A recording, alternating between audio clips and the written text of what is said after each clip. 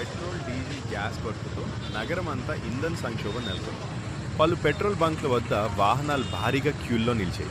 సాధారణంగా కొన్ని నిమిషాల్లో పూర్తయ్యే ఇంధన నింపే ప్రక్రియ ఇప్పుడు గంటల సమయం తీసుకుంటుంది. సరఫరా లోపాలు, ట్రాన్స్పోర్ట్ సమస్యల కారణంగా ఈ పరిస్థితి ఏర్పడినట్టు సమాచారం. గ్యాస్ సిలిండర్ల కొరత కూడా ప్రజలను ఇబ్బందులకు గురిచేస్తుంది. అధికారులు సమస్యను త్వరలో పరిష్కరించారు.